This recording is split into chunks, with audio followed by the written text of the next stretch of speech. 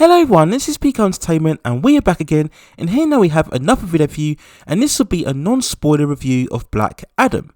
Released on the 21st of October 2022, it stars Dwayne Johnson, Pierce Brosnan, Noah Centinho, Aldos Hodge, Quintessa Swindell, and it was directed by Dwayne Sarah. Now, Black Adam is the first live-action adaptation of the DC Comics character, who initially was created as a prime antagonist of Shazam before becoming a formidable foe for the Justice League. In more recent iterations, he has been presented much more as an anti-villain. Now, in terms of the movie itself, we follow the plots of basing ourselves in 2600 BC in the land of Kahndaq, where we see a group of slaves in some sort of archaeological digging site. An old slave and a young boy come across a crystal made of Eternium, and after leading a revolt, the old man is executed and the young boy faces the same fate before being rescued by wizards. The wizards deem the boy the saviour of Kahndaq and enable him with the power of Shazam that transforms him into Tef Adam, the champion of Kahndaq. Tef Adam battles the evil king Ankot, who is powered by the crown of Sabak, and after an epic battle, Adam ends up being imprisoned for over 5,000 years. Moving to present day in Kahndaq, which has now been under the cruel occupation of the military intergang organisation, we see archaeologists searching underground for the crown of Sabak, who then come under the attack of the intergang group. As they face a dreaded end, Tef Adam is suddenly awakened and fully powered goes on to kill all of the intergang members. Alert to this threat, government agent Amanda Waller quickly assigns the superhero team known as the JSA, or the Justice Society of America, to take Adam down. After many bouts of conflict, the JSA discover that Adam is not quite as villainous as they thought, and they eventually work alongside him to take on an even bigger threat.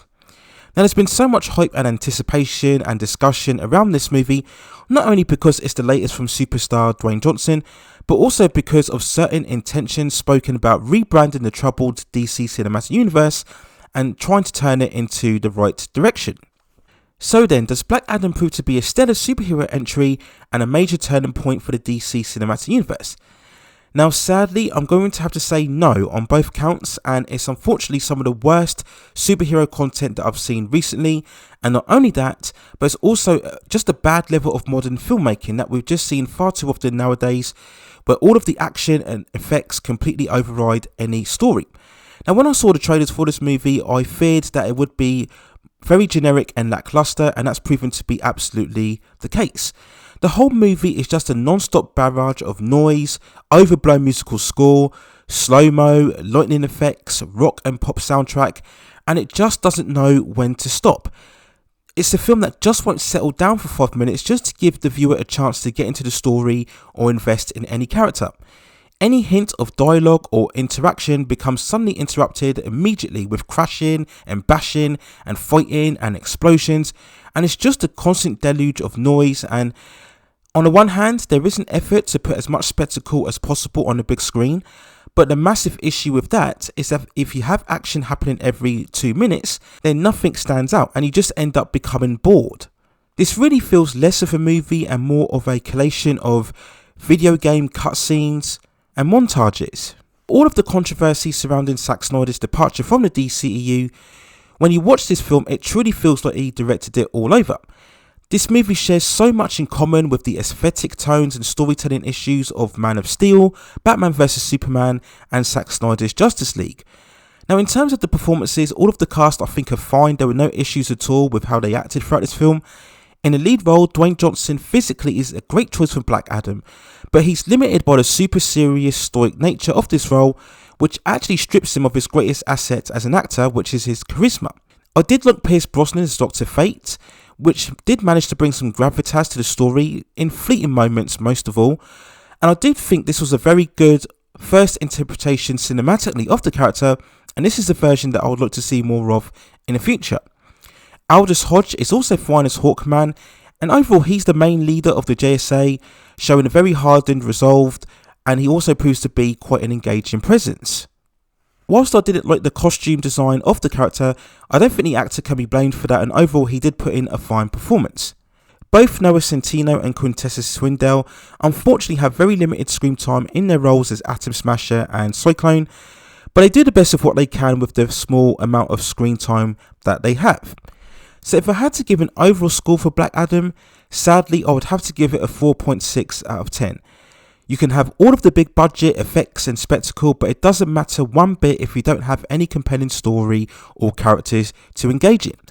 And in Black Adam's case, it really seems that everybody involved in the production wasn't really that invested or bothered about the character of Black Adam, his backstory or his universe. There was no creative or artistic merit here. It just seems that they just wanted a big, exciting, action-packed movie that would please audiences generally. But sadly, the end product has very little substance or skill or wit or chemistry or warmth or depth. And it ends up just being a big, massive disservice to the character, very much like what the DCEU has been for the most part of its existence. So sadly, Black Adam is definitely a step in the wrong direction once more for the DCEU. So those are my overall thoughts and feelings and non-spoiler review of Black Adam. Let me know what you think in the comments below.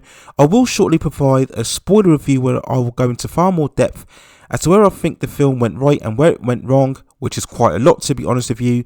And I will go over certain details, including the end credit scene, which practically everybody knows about now, but I still won't mention it in this video. And I will talk about certain ramifications that entry has for the DCEU going forward. So look out for that video coming very shortly in the channel. And if you had any strong thoughts on Black Adam, if you disagree with me completely, or you have the same feelings as what I do, then let me know in the comments and we can have a discussion, especially when I talk more about the spoiler video. And also, if you have any other topics or subject matter or any other coverage that you'd like to see me perform within the channel, then also drop me a suggestion within the comments and I will see if I can provide more commentary for you on those topics within the future. Please also hit and like the subscription and notification buttons so I can provide you with more high quality content like this in the future. But that's it for now. Take care of yourselves, stay at safe distances, and I will see you very, very soon.